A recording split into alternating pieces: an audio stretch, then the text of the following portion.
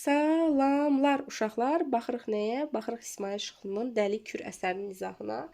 Əsər mənim ədəbiyyatda ən sevdiyim əsərlərdən biridir. Çox maraqlıdır. Yəni ilk 5 maraqlı əsər, gözəl əsər deyə qoysaq, əlbəttə ki, bütün əsərləri bəyənirəm, demək olar ki. Amma Dəli Kür əsərini daha çox bəyənirəm. İlk 5-liyə qoyaram, yəni Dəli Kürü.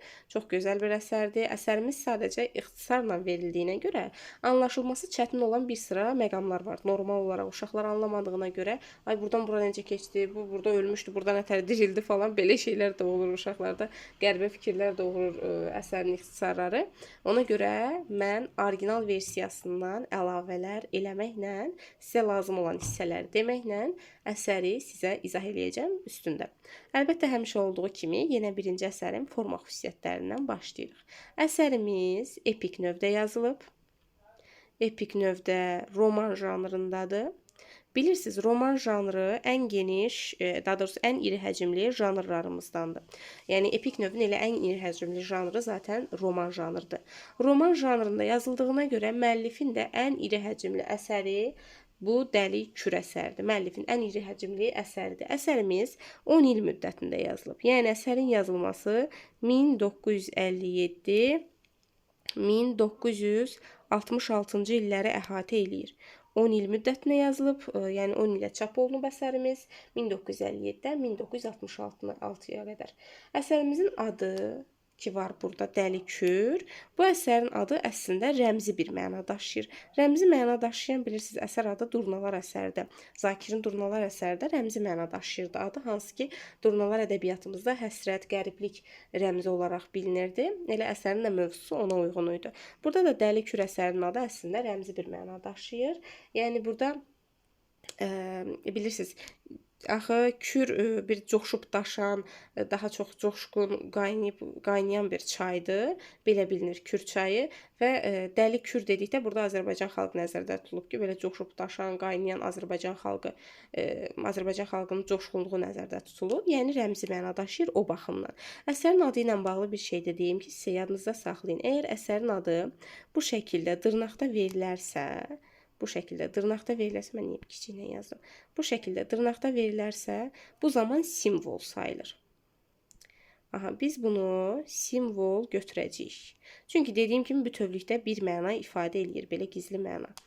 Amma əsərin adı əgər dırnaqda verilmərsə, yəni bu şəkildə olarsa, dırnaqda verilməzsə, yazaq bura. Bu zamansa dəli sözü ayrılıqda epitet sayılacaq. Bunu mütləq yadınızda saxlayın. Hətta bu bəzən Azərbaycan dilində belə düşür qəbullarda. Həm ədəbiyyatda, həm Azərbaycan dilində düşür. Hətta topulda da bununla bağlı ədəbiyyatda sual var. Ədəbiyyat toplusunda. Deməli, dedik ki, dəli sözü ayrılıqda bir dırnaqsız yazılsa dəli sözü epitet olur. Əgər dırnaqda yazılsa bütövlükdə əsərin adı simvol sayılır və əsərimizin adı rəmzi məna daşıyır. Əsərimiz roman janrında olduğuna görə əlbəttə ki, çox şaxəlidir. Əsərin sujet xətti çox şaxəli şəkildə inkişaf eləyir. Obrazlarımızın sayı çoxdur. Baş obrazımızsa Cahandar ağadır. Hansı ki, elə əsas hadisələr Cahandar ağanın öz arvadı ola evə ikinci bir onun üzərinə qadın gətirməsi ilə başlayacaq. Biz də bunu görəcəyik. Əsərimizdəki əsas problem də cəmiyyətdə gedən ziddiyyətli proseslərdir. Köhnə həyat tərzini sıxışdıran yeniləşmə meyillərinin doğurduğu ictimai, siyasi və mənəvi problemlərdir. Çarizmin müstəmləkəçilik siyasətidir. Kəndlilərin torpaqlarının qəsb edilməsidir ki, biz bunu görəcəyik əsərin içində. Əslində orijinalda var, dərslikdə yoxdur. Amma yenə də o məsələyə də toxunacağıq. Çarizmin milli mənəvi dəyərlərə təcavüzüdür ki, əsərdə əsas toxunulan məsələlərimizdir bunlar. Başqa, keçək əsərimizin indi təhlilinə. Başlayaq əsərin üzərində. Deməli, Göytəpə kəndinin yastı qazma daxmaları Kürün sahilinə qədər səpələnmişdi. Bu il yağınlıq olduğundan otlar vaxtından əvvəl göyərmiş, yazın ilıq nəfəsini duyandan sonra isə püskürüb qalxmışdı. Baxın, yazın. Əsərimiz, demirəm, bütün hadisələr yazda baş verir. Əsər çünki böyük roman janrında olan əsərlər bilirsiniz. Hətta baş qəhrəmanın anadan olmasından, uşaqlığından ölümünə qədər olan hissəni belə əhatə eləyə bildiyinə görə sən deyə bilmərsən ki, bu əsər konkret sadəcə yaz fəslində baş verir buradakı hadisələr. Xeyr, əsərin originalı var. Sən harda bilə bilərsən? Sən sadəcə dərslik oxuyursan. Amma ki, Əsərimiz deyə bilərik ki, yaz fəslinin təsviri ilə başlayır. Yaz fəslində başlayan əsərlərimiz Dəhnamə. Aha, başqa nə var idi? Ay, yer çatmadı. Dəhnamə, sonra Monsieur Jordan. Düzdürmü? Dəhnamə, Monsieur Jordan. Sonra Aldanmış Kəvakib. Aldanmış Kəvakib. Sonra hansı əsərimiz var idi? Yaz fəslinin təsviri. Deməli, Düratın itməyi. Burada da hadisələr yaz fəslində baş verir. Ay, biçik. Düratın itməyi. Yazıram, yer çatmadı. Düratın itməyi. Deməli, hətta bura gələcək günü də aid eləyə bilərik. Bəli, bəli. Gələcək gün. Bəli. Deməli, bu əsərlərimiz də yaz fəslinin təsviri ilə başlayır. Gələcək gün, Düratın itməyi, Aldanmış Kəvakib, Dəhnamə və Monsieur Jordan. Həmçinin Dəli Kür əsərimiz də bura daxildir. Deməli, başlayaq əsərimizdən yeni davam edək. Yazın ilıq nəfəsini duyandan sonra isə püskürüb qalxmışdı. Kürə ilə cığırlarda ot basmışdı. Zərnigar xanım bunların heç birini görmürdü. Zərnigar kim idi bilirsiniz? Cahandar ağanın arvadı idi. Baş obrazımız Cahandar ağanın arvadı. Kimdir? Zərnigar xanım. Deyir, yəni bu cür gözəl əhval-ruhiyyə var idi. Yaz təzə gəlmişdi, yazın havası, yəni gözəl quşlar, çiçəklər, amma Zərnigar xanım bu gözəlliyi duymurdu, bunları görmürdü. O başını göy məhəccərli eyvanın dirəyinə söküb için-için ağlayırdı. Tez-tez kəlağaysının ucu ilə gözünün yaşını silir. Mən bu dərdə necə dözüm, kimdən imdad istəyim deyə inildiyirdi. Baxın, əsərimiz indi onun dərdinin nə olduğunu görəcəyik biz. Əsərimizdə fikir verirsiniz. Bir çox əsərlərimizdə, əslində əksər əsərlərdə təbiət təsviri və insanın belə deyim, əhval-ruhiyyəsi, insan əhval-ruhiyyəsi və təbiət təsviri, təbiətin əhval-ruhiyyəsi vəhdət təşkil eləyir. Yəni məsəl üçün bunu adicə ən rahat nümunə olaraq deyə bilərəm ki, Aşıq Ələsgərin Dağlar qoşmalarından da görə bilərik.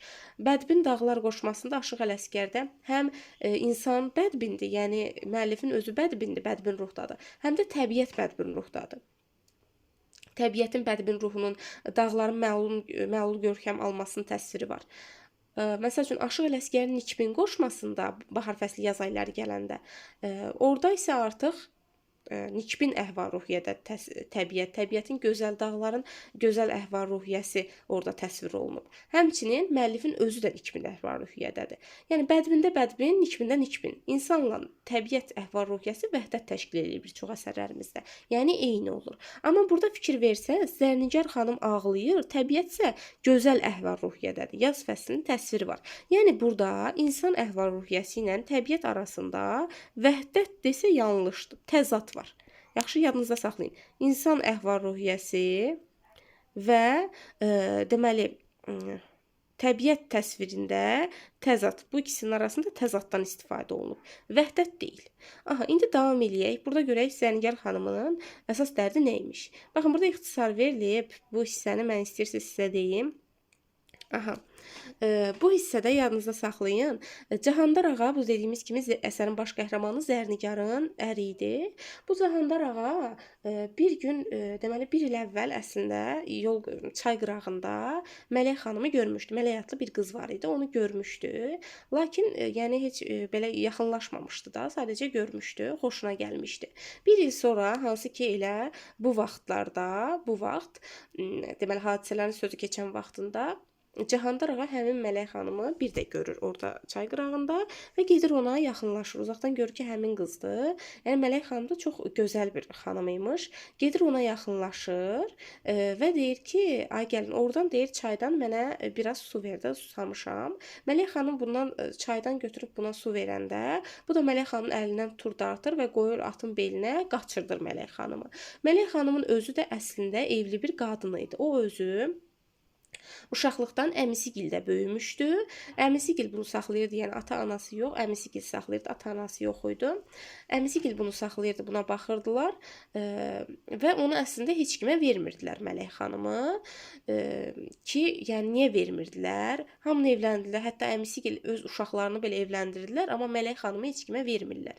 Vermirlər çünki Mələk xanım çox yaxşı ev işləri görürdü, təmizlikdə, biş-düşdə, yəni yaxşıymış da. Elə bil özlərinə bir növ nökər kimi əmisigil əmsigil onu saxlamışdı. Bir müddət sonra görürlər ki, qızın yaşı keçdi, söz zad çıxır el arasında.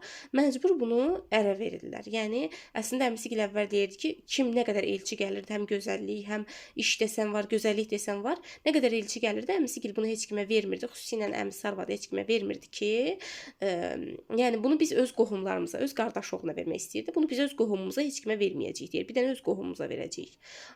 Sonra görürlər ki, yaş keçdi, adına söz çıxır qızın, məcbur bir adama verirlər. Həmin bu verdikləri adam da Mələk xanımın əri Allah yardı. Allah yar. Allah yardı. Bu Allah yara verirlər bu qızı. Bu Allah yarda özü də əslində neçə dəfə evlənib boşanmışdı və Mələk xanımın əslində Mələk xanım bunun 8-ci arvadı idi. Yəni Allah yar 7 dəfə arvad alıb boşamışdı və Mələk xanım bunun 8-ci arvadı olur. Belə bir insana verirlər Allah yara və bu da çox xaraktercə qəddar, yəni pis, namərd bir obrazda, hansı ki bunu əsərin gedişatında deyəcəm sizə. Nəysə, Mələk xanımı buna verirlər. Bu da Mələk xanımla əslində yaxşı davranmırdı. Əvvəl hər şey yaxşı idi, əlbəttə ki o Mələk xanım gözəl idi falan. Ona yaxşı davranır. Bir müddət sonra Mələk xanımın uşağı olmadığına görə Mələk xanım başlayır döyməyə. Döyür, onu incidir. Hətta Allah yar çox belə, necə deyim, qəddar bir insan idi da, arvadlarından öldürdükləri də var idi, döyüb öldürdükləri. Yəni bu da həmçinin Mələk xanımda artıq bir dəqiqə. Mələk xanım da artıq yenə döyməyə başlamışdı. Bundan sonra Mələk xanım dediyim kimi Kür qırağında orada olanda bunu qaçırdır ki, deməli Cahandar ağa. Cahandar ağa bunu qaçırdır. Ondan sonra da əlbəttə ki, bu da Allah yara yaxşı təsir eləmir. Allah yar bunu bilir. Ən birinci fikirləşir ki, Allah yar bunu biləndə gəlir evdə mələk yoxdur. Birinci fikirləşir ki, yəqin əmisigilə gedib da, əmisi arvadına kömək eləməyə gedib. Sonradan ora xəbər göndərir, görür ki, yox, orada deyilmiş. Orada olmadığını biləndə ümumiyyətlə daha da əsəbləşir ki, bəs bu qohumları gildə də deyilsə hardadır? Hardadır? Bəs xəbər gələndə ki, bunu Cahandar ağa qaçırdıb, bunun cin vurur təpəsinə, Allah yarın təpəsinə cin vurur ki, mənim arvadımı kimsə qaçırdı. Normalda dediyim kimi, mələyi istəmirdi. Yəni mələyə qarşı belə deyim, çox pis davranırdı, döyürdü, eləyirdi bu uşaq olmama məsələsinə görə. Əslində mələyin heç bir günahı yox idi. Amma yenə də onun qaçırılmağından pis olur. Nəsə, burada Cahandar ağa qaçırdır, gətirir evə mələyi evə gətirir. Elə Zərnicarın da burada ağlamağın səbəbi, dərdinin səbəbi, bax, mən bu dərdə necə dözüm, kimdən imdad istəyim deməyinin səbəbi bu mələyi idi. Mələyi gətirir evə, əlbəttə ki, normal olaraq Zərnicar xanım da bunu yaxşı qarşılamır. Yəni, çünki üzərinə ikinci bir arvad gəlmişdi və ona hətta mələyə bir şillə də vurur orada. Bundan sonra təzədən ağlamağa başlayır. Baxın, oradan da davam eləyirik bu hissədən. Kürün o tayında hündür qovaqların seyrəlib, deməli, yulğunluğun başladığı yerdə 5-6 qaraltı göründü. 5-6 nəfər gəlirmiş. Zərnicar xanım dikəldi. Oğlu Şamxalın, Şamxal da Zərnicarın balaca oğlu, əstəğfurullah, böyük oğuldur. Zərnicarın böyük oğludur Şamxal və Zərnicar görür ki, qabaqdan Şamxal gəlir. Oğlu Şamxalın da orada olduğunu yəqin etdi. Fikirləşir ki, yəqin Şamxal da gəlir. Şamxal deməli üst başını çırpıb kəmərini daraltdı. Gümüş dəstəkli xəncərini yana çəkdi. Zərnicar xanım oğlunun qabağına gəldi. Şamxal anasının gözü yaşlı görüb evdə bədbəxt bir hadisə baş verdiyini zənn elədi. Şamxal anasına yaxınlaşdı, qolundan tutub diqqətlə üzünə baxdı. Yenə nə olub? Niyə gözünün yaşını onun yerdən ələyirsən? Deməli Şamxal gəlir, uzaqdan 5-6 gəlir. Zərnicar deyir ki, yəqin orada Şamxal da var gəlinlərin içində. Görür Şamxal gəlir, yaxınlaşır ona, ağlayır, gözü yaşdır. Şamxal buna baxır. Deyir ki, bəs ən birinci fikirləşir ki, yəqin evdə nəsə bədbəxt bir hadisə baş verir. Yəni kimsə ölüb, qırılıb, nəsə bir qohumdan zadan. Sonradan yaxınlaşır ona və deyir ki, nə olub? Niyə gözünün yaşını onun yerdən əlirsən? Yəni niyə ağlayırsan? Arvad daha da kövrəldi. Önlüyün ətəyi ilə gözlərini silib hiccəsindən boğula-boğula, belə atan ölmüş, təzə eşqə düşüb ay bala, deyə Zərnicar xanım göz yaşına ara verib səsini ucaltdı. Bizi el içində biabır edib. Deyir, heç ərlik boyluq qızı olan, sənin kimi oğlu böyüdən kişi belə iş tutarmı? Sənin kimi oğlu böyüdən kişi də belə iş tutarmı? Deməli, burada nədən söhbət gedir? Deyir ki, ərlik boyluq qızı. Bunların, ümumiyyətlə, bu Allah yar neydi, estağfurullah, Cahandarla Zərnicarın 3 dənə uşağı var idi. Əşrəf var idi, bu şamxal var idi, bir də Salatın var idi. Salatın qızı idi, yəni artıq belə deyim, yəni böyük qızı idi. Şamxal var idi, evin ən böyük oğlu idi. Bir də Əşrəf var idi, Şamxaldan balaca qardaşı idi. Aha, bunu da deyir ki, yəni deyir heç ərlik boyluq qızı olan, yəni ərə getməlik qızı olan adam, sənin kimi oğul böyüdən adam durub arvadının üstünə ikinci bir arvad mı gətirər deyir. Atan deyir təzə eşqə düşüb. Bunları Şamxala deyir anası. Şamxal dinmir, danışmır. Zərnicar xanım irəli gəldi, əllərini belinə qoyub Şamxalın qabağında dayandı. Deyəsən mənim dediklərimi qulaq ardına vurursan, atan ölmüşün tərəfini saxlayırsan, yoxsa inanmırsan, hə? Gəl, yaxın gəl. Gör atan sənə nə yaxşı ana gətirib. Şamxalı qızışdırır bir növ. Şamxalın rəngi qaçdı.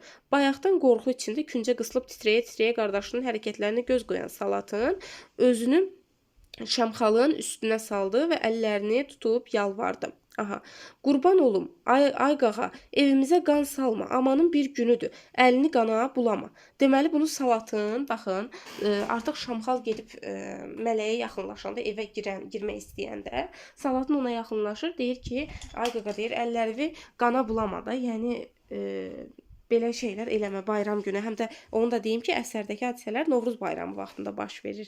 Monsieur Jordan Aldanmış Kəvakibdə də belə deyək, Novruzdan bir gün keçmiş idi, amma Novruz bayramının adı çəkilir. Burada çəkilməyib düzdür, amma hadisələr Novruz bayramı ərəfəsində baş verir. Hətta uşaqlar bir-birinə papaq atırdılar.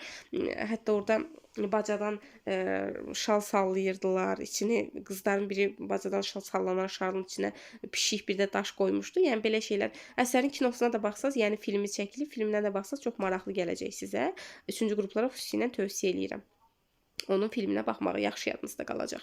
Nəsə, deməli, burada nədən gedir söhbət? Hə, deyir, yəni əlivi qana bulama, belə eləmə, ona əngəl olmaq istəyir ki, mələyə bir şey eləməsin. Salatın əngəl olmaq istəyir. Zərnigar da Şamxalı qızışdırıb, oğlunu qızışdırıb, mələyin üstünə salır və atasının üstünə salmaq istəyir. Aha, Şamxal bacısını itələyib kənara yıxdı. Əlini sallamadı. Kəmərindən asdığı, əlini də salmalı kəmərindən asdığı xəncərin gümüş dəstəyini yetirdi. Qızının dizin sürünüb əl çəkmədiyini görən Zərnigar xanım bircə belə dur, deyir, bircə belə dur. Gədənin əl ayağına dolaşma deyə Salatının hörüklərindən tutub dartışdırdı. Deməli, baxın, burada artıq Şamxal əlini xəncərə atır və deməli öldürmək istəyir də mələyi. Şamxal qorxusundan uçunan bu gəlin öz tərəfindən olmadığını dərhal bildi. Yaxınlaşır onu görəndə və anlayır ki, bu onlar tərəfdən deyil. Görünür atası onu hardansa Kürün aşağısındakı uzaq kənlərdən birindən gətirmişdi. Gəlinin gözəlliyi Şamxalı yumşaltdı. Baxın, hətta mələk o qədər gözəl idi ki, bu onun gözəlliyi Şamxalı yumşaldır. Şamxalın bir növ birinci baxanda əli boşalır da xəncərdən. Onun qolları boşaldı. Aha. Deməli, bunu hiss edən Zərnigar xanım oğlunun üstünə qışqırdı. Zərnigar da görür ki, bu biraz yumşaldı. Tez onu təzədən qaz verir, ona belə deyim, qızışdırır və deyir, niyə durdun? Bu saat onun saçını biləyinə dolayıb sürməsən, kişi deyilsən, tez ol. Deməli, deyir ki, onu öldürməsən, bu dəqiqə saçını, əli və saçını dolayıb sürməsən, kişi deyilsən, deyir, tez ol. Ani olaraq fikrə gedən Şamxal anasının sözlərindən sonra gəlinə yaxınlaşdı. Dur, şələni yığışdır, rədd ol buradan.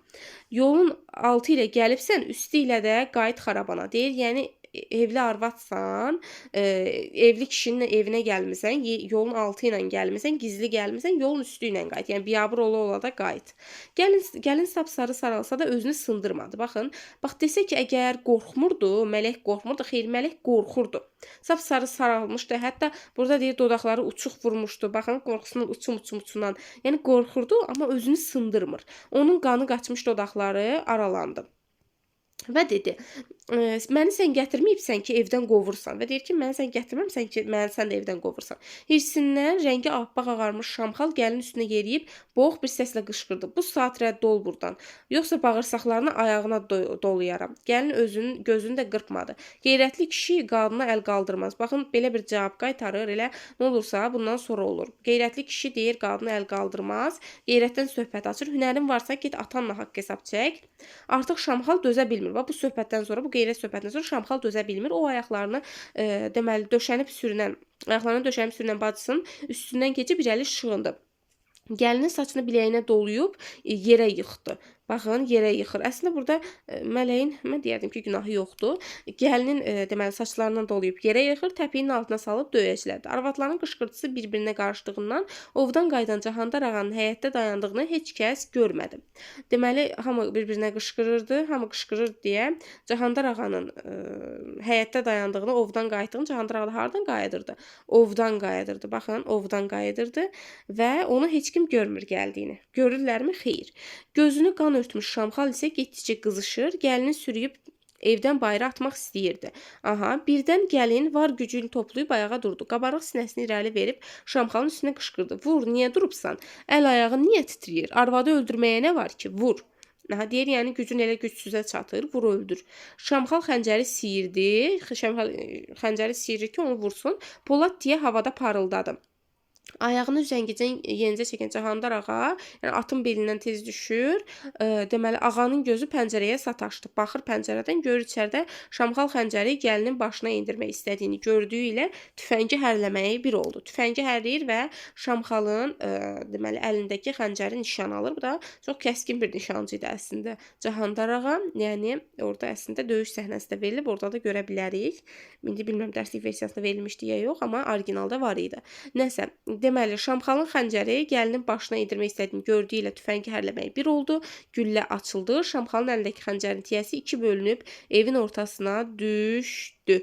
Baxın, deməli nə olur? Cahandar ağa Şamxalın xəncərini, özünü yox, Şamxalın xəncərini nişan alır və onun xəncəri 2 bölünüb, yəni xəncərin o iti ucu 2 bölünüb yerə düşür. Bir anlığına hamı daş kimi donub qaldı. Salatın ürəyi keçdi. Salatın burada özündən getdi ümumiyyətlə.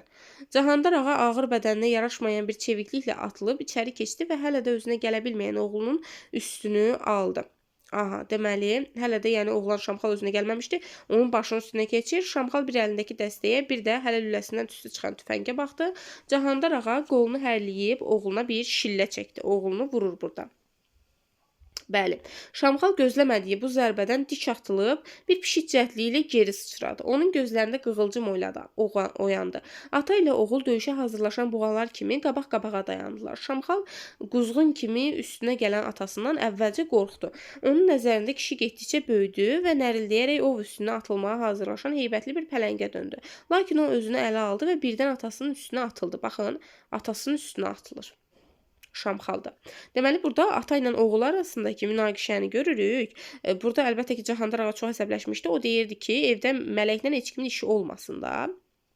Aha, deyir mələklə heç kimin işi olmasın. Burada görür ki, artıq Şamxal onu öldürmək istəyir. Onun üzərinə gedir, ona bir şillə vurur, sonra təzədən vurur, eləyir. Şamxal özünə gəlir. Şamxal da atılır atasının üstünə və burada ata-oğul münaqişəsi başlayır. Oğlunun qəfil hücumunu gözləməyən, heç biri bir-birindən belə hücum gözləmir də. Yəni hamısı bir-birindən fikirləşir ki, belə olmaz. Cahandar ağa tüfəngin qundağı ilə Şamaxalın sinəsindən vurub yerə sərdi. Sonra da təpiklə döyəcləməyə başladı. Sonra da təpiklə döyür onu, vurur, döyür oğlunu. Əlbəttə ki, atasına, yəni qarşı çıxa bilməzdi. O gücü atasına çatmaz. Zərnicar xanım özünü deyir kişinin qabağına atdı. Dili dolaşa yalvarmağa başladı. Deməli kim mane olmaq istəyir? Zərnicar. Mələk desə səhvdir. Burada Zərnicar mane olmağa çalışır. A kişi, ağlını başına yığ.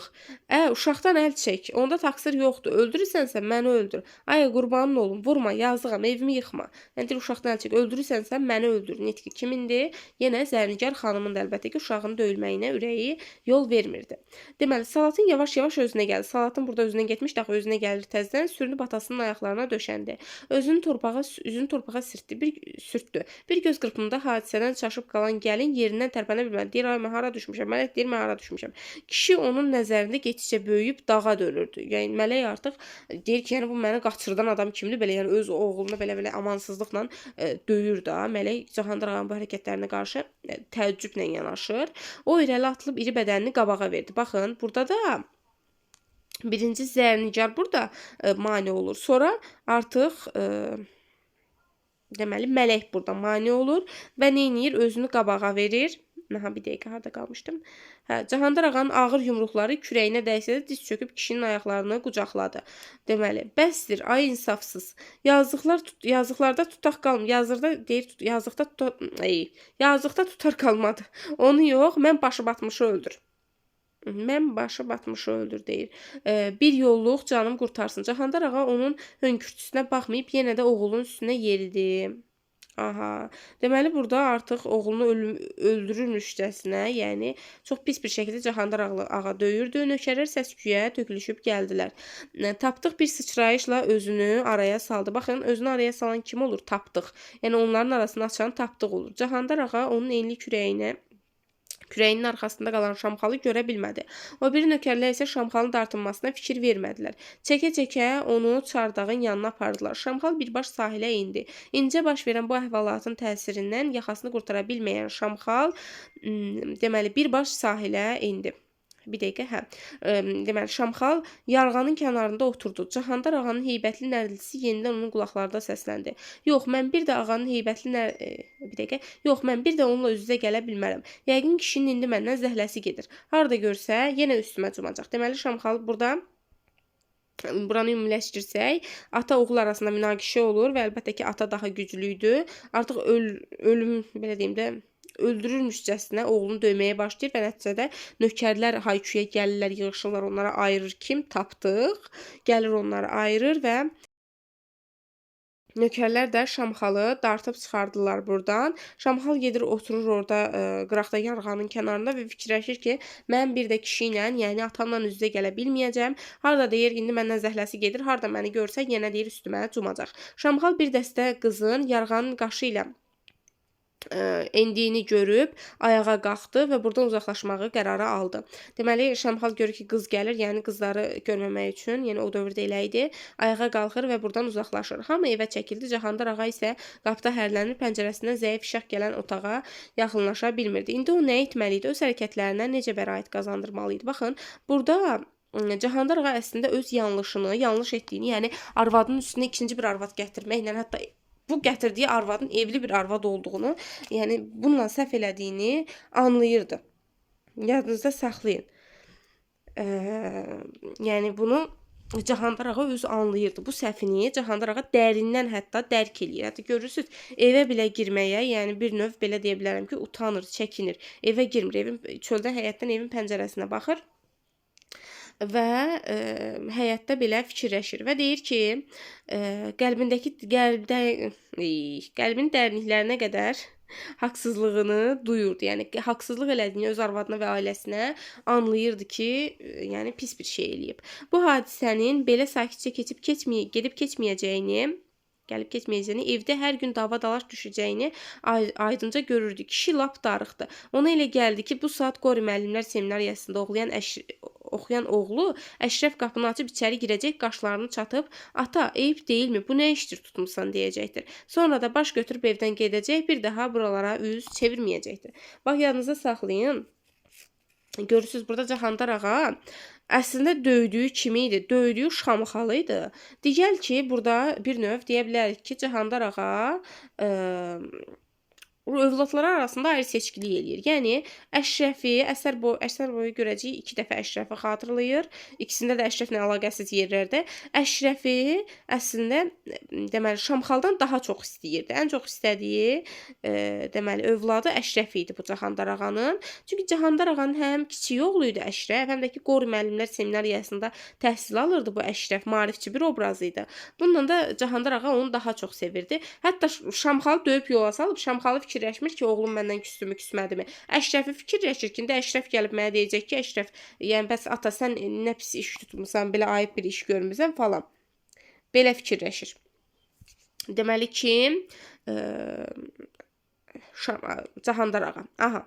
Deyir ki, Əşrəf deyəcək ki, bəs ata bu nə işdir tutmusan və deyir bir də mənə, deyir baş götürüb evdən gedəcək. Fikirləşmir, Şamxal evdən gedəcək, bunu döymüşəm. Deyir Əşrəf baş götürüb evdən gedəcək və bir daha bura üz çevirməyəcəkdir. Gecədən xeyli keçmiş kəndin aşağısında itlər hürüşdü.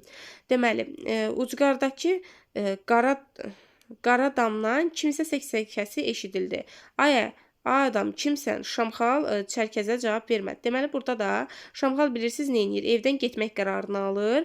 Hətta o fikirləşir ki, yəni indi görəcəyik, gedir Çərkəz var idi, onun dostu idi Çərkəz. Gedir Çərkəzgilə və orada artıq Çərkəzgildə gecələmək qərarına gəlir. Çünki evə qayıda bilməyəcəkdi. Evdə atası ilə dalaşmışdı. Dediyi kimi atasının gözünə görünmək istəmirdi. Və gedir dostu Çərkəzgilə, orada gecələmək qərarına gəlir.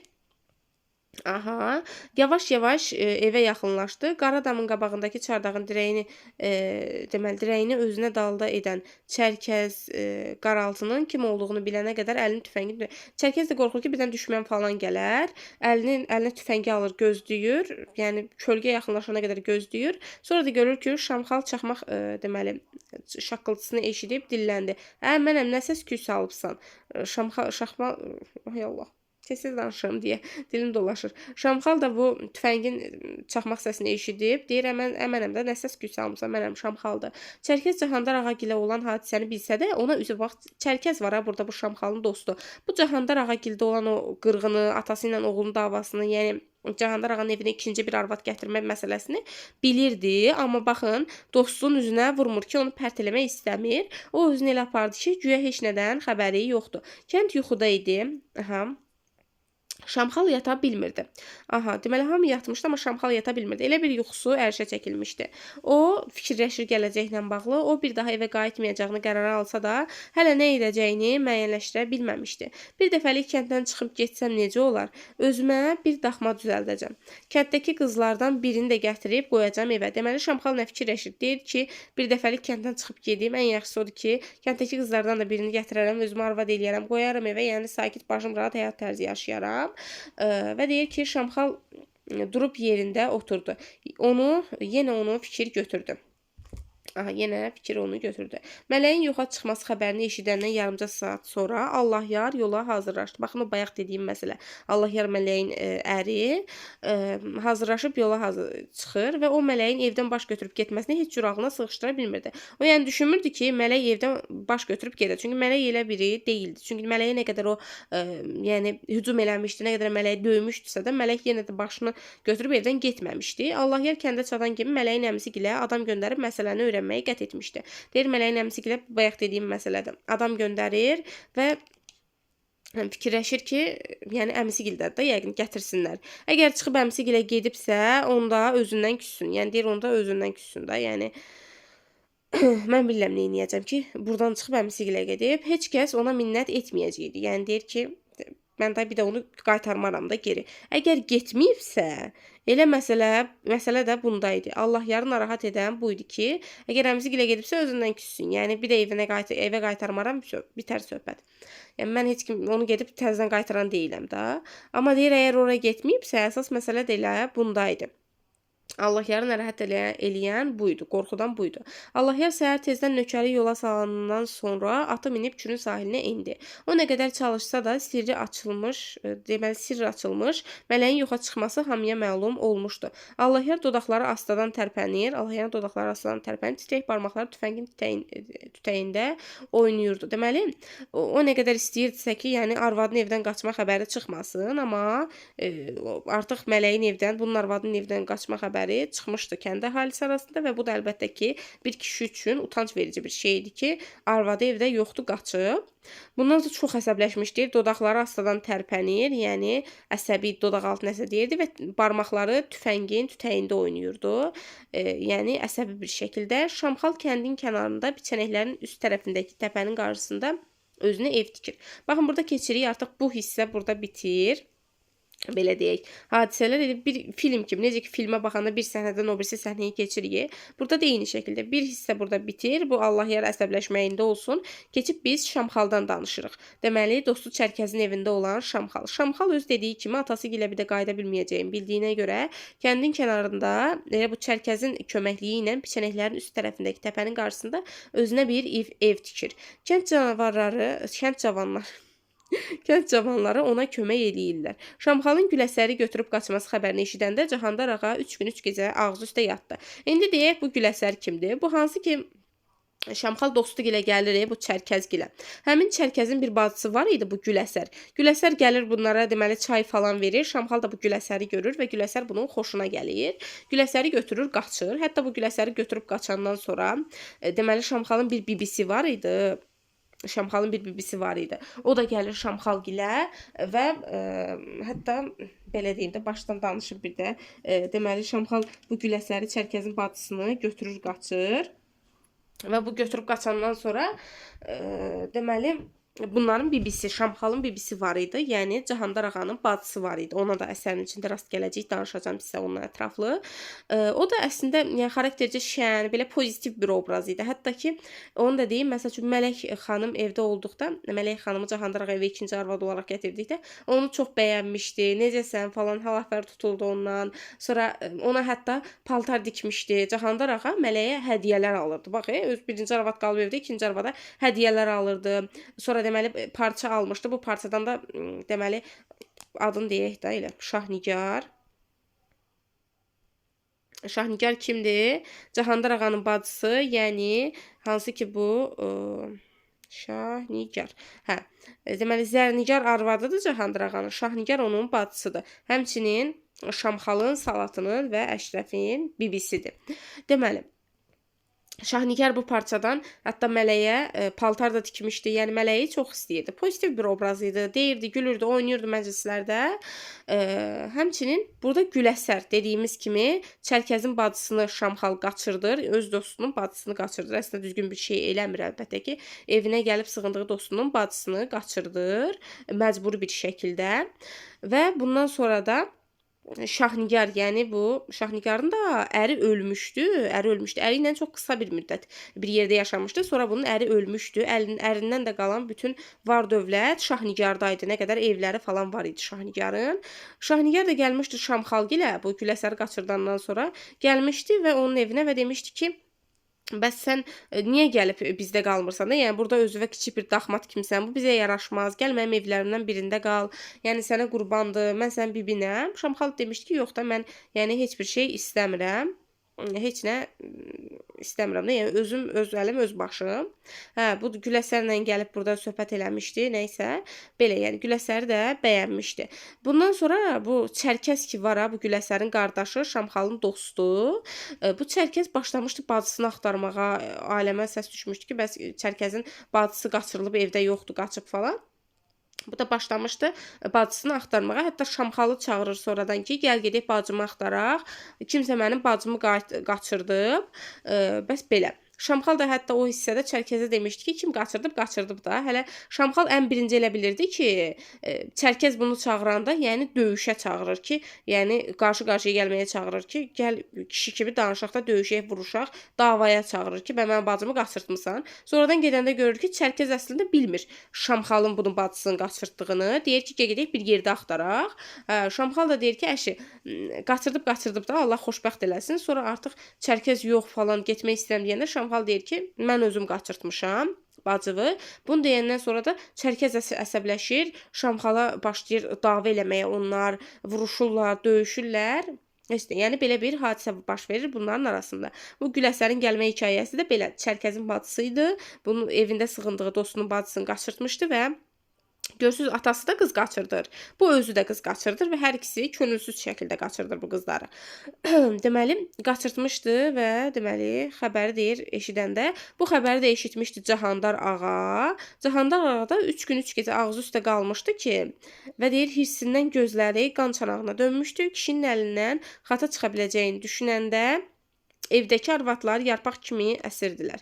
Deməli, Cahandar ağa da əsəbləşmişdi ki, yəni deyir, mənim oğlum, gör bu ağanın oğlu, yəni Şamxal gedib bir dənə ağa qızı almadı, gedib elə belə bir adamın qızını aldı da. Hansı ki, burada elə onlar belə deyim, Çərkəzin atası ilə Cahandar ağa qarşı-qarşıya gəlir, o qoca kişi ilə qarşı-qarşıya gəlir və orada da atasının vidinə fasonuna baxır, yəni deyir, bu yəni kasıb bir insandır da, gör məni kimlərlə qohum elədi, nəysə, bu sonra olan bir hadisədir. Ona görə əsəbləşmişdi ki, nəyə görə əsəbləşmişdi? Ona görə əsəbləşmişdi ki, varlı bir adamın ailəsi ilə, bizə layiq olan bir ailə ilə evlənərdi, adımıza layiq. Gedib kasıb bir adamın qızını alıb deyə Cahandar ağa 3 gün, 3 gecə ağzı üstə yatdı və gözünə yuxu getmədi. Baxın, bu 3 gün, 3 gecə ağzı üstə yatmaq, yəni gözünə yuxu getməmək yadınızdadırsa, həmçinin hansı əsərdə var idi? Koroğlu əsərində də, Koroğlu eposunda da var idi. Həmzənin qıratı qaçırması qolunda da Koroğlu 3 gün, 3 gecə yata bilmir. Aha, bundan sonra deməli, Cahandar ağa Şamxalı yaddan çıxartmaq üçün o biri oğlunu, baxın, yenə öz övladları arasında ayrı seçkiliyi görürük. Sanki bu Şamxalı nankor bir övlad olaraq görürdü, amma xeyirli övlad deyə bunun formalaşdırdığı Əşrəf idi. Yəni o balaca oğlu və onu Şamxalı yaddan çıxartmaq üçün yenə Əşrəfi yadına salır və deyir: "Əşrəf bu saat, deyir, görəsən Əşrəf bu saat nə edir? Evdə olanları eşidibmi? O da mı məndən üz döndərəcək? Yox, Əşrəf ağıllı baladır. Şamxalın tayı deyil." Belə fikirləşir. Bununla da birinci hissəmiz, əsərin birinci hissəsi bitir. Keçəcəyik ikinci hissəyə. İkinci hissəni də ikinci videoda izah eləyərəm də. Buna baxın, indi ikinci hissəyə keçəcəyik.